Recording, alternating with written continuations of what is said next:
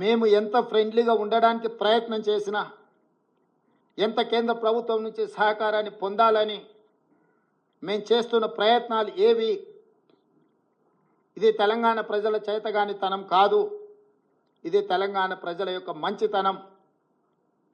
అందుకే సవరించిన బడ్జెట్లోనైనా నిర్మలా సీతారామన్ గారికి అవకాశం ఉంది.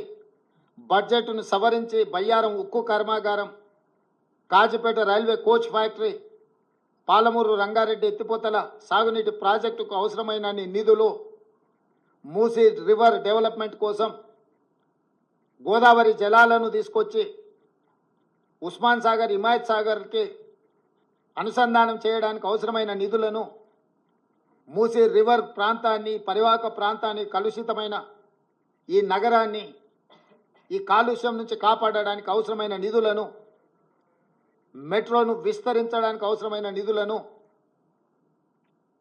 ఫార్మా రంగంలో ఫార్మా విలేజ్లను ఏవైతే నిర్మించాలనుకుంటున్నామో దానికి సంబంధించిన ఇన్ఫ్రాస్ట్రక్చర్ కోసం అవసరమైన నిధులను సవరించిన బడ్జెట్లో పెట్టి వ్యవహరిస్తున్న విధానాన్ని మార్చుకొని కక్షలు వివక్షలు పక్కన పెట్టి తెలంగాణ రాష్ట్ర అభివృద్ధికి సహకరించాలి. అట్లా కాకుండా వ్యవహరిస్తే భారతీయ జనతా పార్టీకి తెలంగాణ రాష్ట్రంలో నూకలు చెల్లినట్టే. ఉపన్యాసాలు ఇవ్వడం కాదు కిషన్ రెడ్డి గారు, ఢిల్లీ నుంచి ఏం నిధులు తెచ్చినావు ప్రజలకు జవాబు చెప్పు. మీ చేతగానితనం, మీ బలహీనత, మీ మౌనము, మీ బానిస మనస్తత్వము తెలంగాణకు తీరని అన్యాయం చేస్తుంది. మోడీ గారు ప్రధానమంత్రి పదవి కోసము 48,21,000 కోట్ల రూపాయలను బీహార్కు, ఆంధ్రప్రదేశ్కు తాకట్టు పెట్టినట్టు కేంద్ర మంత్రి పదవి కోసం కిషన్ రెడ్డి తెలంగాణ హక్కులను మోడీ గారి దగ్గర తాకట్టు పెట్టి తెలంగాణకు అన్యాయం చేస్తున్నాడు. అందుకే రేపటి జరగబోయే శాసనసభ సమావేశాలలో ప్రశ్నోత్తరాల సమయం పూర్తి అయిన వెంటనే మా లెజిస్లేటివ్ అఫైర్స్ మినిస్టర్ మిత్రుడు శ్రీధర్ బాబు గారికి నేను సూచన చేస్తున్నా, ఈ వివక్షను, ఈ కక్షాపూరితమైన వ్యవహారాన్ని తిరస్కరిస్తూ తెలంగాణ హక్కులను కాపాడడానికి శాసనసభలో చర్చించి తీర్మానం చేసి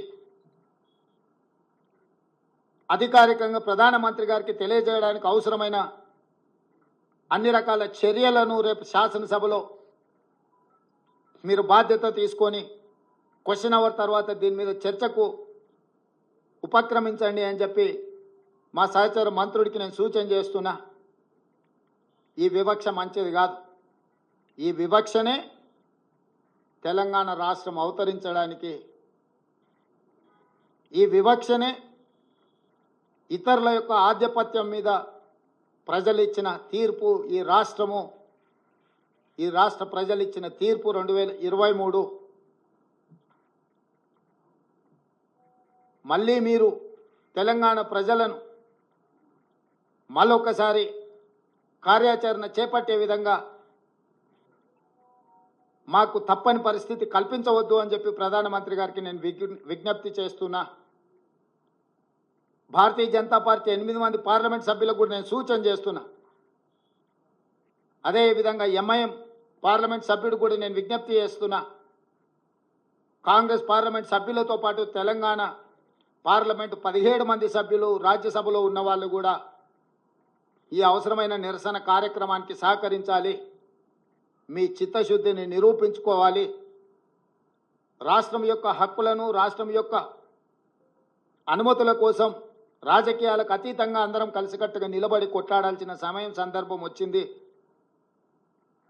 కాబట్టి ఈరోజు తెలంగాణ రాష్ట్రానికి బడ్జెట్లో తీరని అన్యాయం జరిగింది. నరేంద్ర మోడీ గారు వివక్షపూరితంగా కక్షా సాధింపు చర్యలకు పాల్పడుతున్నాడు తెలంగాణ ప్రజల పట్ల. దీన్ని తీవ్రంగా కాంగ్రెస్ పార్టీ, మా ప్రభుత్వము ఖండిస్తుంది. దీనికి సంబంధించిన కార్యాచరణ అటు పార్లమెంటులోనూ ఇటు శాసనసభలోనూ తప్పకుండా నిరసన కార్యక్రమం చేపట్టడం జరుగుతుంది.